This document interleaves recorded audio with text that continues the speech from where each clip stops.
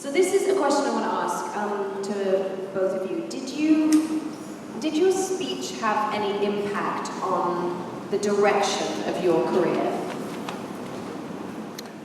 Well, I think in my own case, it's interesting. I was listening to Nolan, obviously very carefully, and the story was just beautiful, but it was told with such emotion and clarity. And I think, I hadn't quite thought about this way, but I think the stuttering aspect of my personality, particularly when I was younger, actually encouraged me to do more than what I thought I could do. And forced me to be more of myself and to make sure that what I had to say or express or feelings or thoughts, whatever they may be, that I felt, I was entitled to that space. I was entitled to be heard. And I got encouraged from my mother for sure. Yeah. And, but I also think that was kind of wired within me, and I think the stuttering actually gave me more of an incentive to do certain things in my life that I may not have done. So I definitely think it was a factor, much like Nolan described it. Beautiful. What about you, Don? Do you feel that it directed you in a certain way? Yes, it did. I mean, it started for me in the second grade, so I can relate to Nolan. I used to come home really upset because I was being made fun of. I started playing some baseball with my dad, started becoming pretty good at it, and I'll never forget going into the schoolyard, playing with all the kids and just being, happy to admit it, a lot better than them. And I came home and I looked at my mom and I said, I'm good at something. And she's like, you're going to be good at a lot of things. And that's what paved the way for me, and that's what got me into fitness and into my body. And by the time I graduated college, I was trying to play professional baseball, but I was dreaming about the gym. So this wasn't a profession for me, it was a calling. Helping people was a calling. And taking that, what I went through as fuel, I would never change what I went through in the second grade.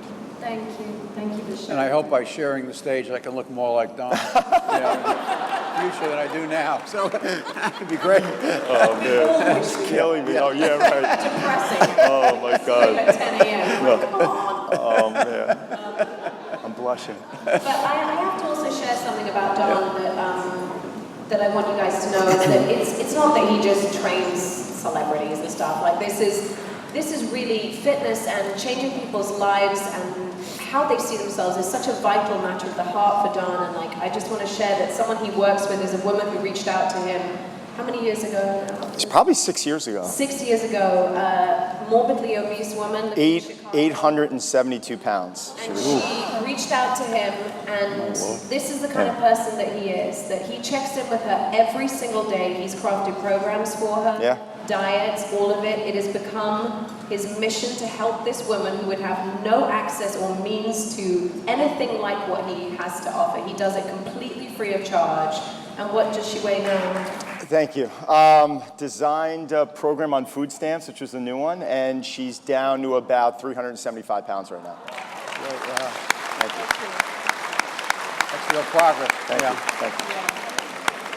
So this is a question for both of you. What advice would you give to a person who stutters, who feels that they can't pursue the job of their dreams? Well, I think, from my perspective, I think, particularly at early ages, well, I think forever, but I think particularly at early ages, for young people, it's about freedom.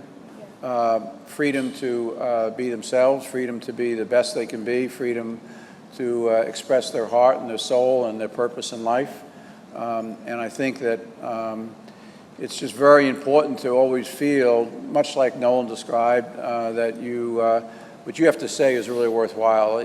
One of our honorees or co-chairs tonight who's not here is Jack Welch. And I remember talking to Jack about that one day when we were at a business meeting together. And Jack said the same thing I would say that my mother said, and that is that my mother always said what you have to say is really important, and make sure it's heard. People will be patient, they'll listen to you. So I would encourage, I think the AIS program is incredible, but all young people particularly who have their entire lives ahead of them, be true to yourself, be true to your heart, be true to your soul, be true to your purpose, be true to the best you can be, and fight through this. Accept it, as Nolan described, it's part of who you are, and learn to deal with it, but learn that more importantly, or most importantly, your value as a human being and your contribution to society is not being limited by whether you stutter or not. It's by your values and how you live your life.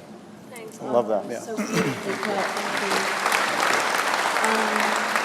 Don, what do you wish that your younger self knew that you know now about your stutter? Probably that's going to all be okay. I know that sounds corny, but like I said earlier, at the time it seemed like a disability.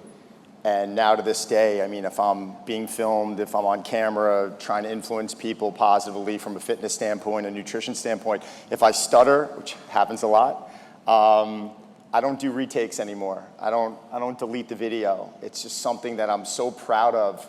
And guys, this is all new to me in here tonight. Coming into this room and meeting all of you and just having that common ground, it's just such a good feeling. It was just something that everyone that I met, I hugged, and listening to Nolan, everyone, this is like, I didn't even know this existed. So I'm just so honored to be up here, and I just thank you guys, because this brought back some good emotion, not bad emotion.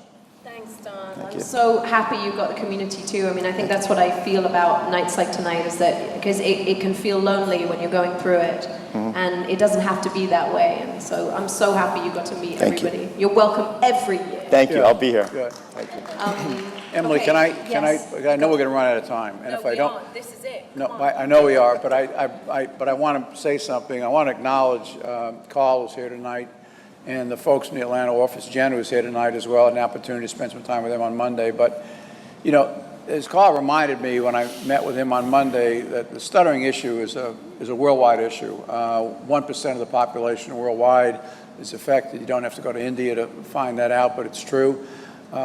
And this is a wonderful, incredible event here tonight. I will tell you, in Atlanta, Carl and his associate they're overbooked. They don't have any more time, including Saturdays, including nights, including whenever. And so one of the things I would like to challenge AIS as a board, including myself and others in this room, is that it shouldn't just be limited to Atlanta and New York, obviously New York being the centerpiece, but these issues obviously exist on a global basis, and they exist throughout the United States. So I would encourage us to think more strongly about the possibility of expanding and opening up offices in a variety of places. If I limited myself and my partner Bernie Marcus at HD, we'd have 4 stores in Atlanta. Today there are 2,200 stores. So I'm all about scale. I'm all about trying to figure out how do I make a difference, in a bigger way. And this is a global problem, and let's do more in the United States, in markets all over the country. And it's not terribly costly to open an office. You don't have to build a manufacturing plant. It's about hiring 1 or 2 key people, be positioned properly and marketed properly. And so I would love to see AIS do that in the next couple of years. Take this beautiful product, this beautiful clinical product that you all have developed, and see it in place, affecting people's lives really throughout the country, and freeing people in a way that's very unique and special. So that's my own personal appeal. Thank So, you, Arthur. thank you, Emily. And I'm Thank you. fully behind that, and I know that everyone working on the board, that we need to galvanize in that The other sense. point that I'd make about that is that we want to put more of a burden on Emily. So if Emily said earlier, and I heard that she said she's going to visit the office in New York, which apparently she does periodically, and she did thank you for visiting the office in Atlanta. Of course. Let's make life hard for her and have her visit offices all over the United States. All over the Okay? world. It'll be great, yeah. I love it. I love it. I'm just going to ask you one more question, and that really is like how your families reacted to your stutter. I've heard a little bit about you, Arthur, and how your mother was, but Don, how were your family? And they said that their mothers were very strong influences, people like Joe Biden, Jack Welch, strong influences in boosting their confidence despite their stutters. How were your family towards yours? My mom was my rock. I mean, it was every day I'd come home, she was my shoulder to cry on. And when I decided to go off into the fitness profession, she was the one who influenced me to go and do it. So I've got everything to thank her for. And, like I said, something that just seemed so terrible at that time now, I look back on and I'm so happy it happened. It was a blessing. I agree. I think sometimes the gift can seem like a poison, but within the poison you find the remedy. And so I think it is important, actually. I heard a beautiful quote someone said the other day, and then I'm going to wrap it up, I promise. where he said, actually, the cracked parts of us is where the light shines through. And I feel that very much about being a stutterer. I like that. Thank you guys so much for this. Emily, So thank you. exciting. Thank you. Amazing. Thank you.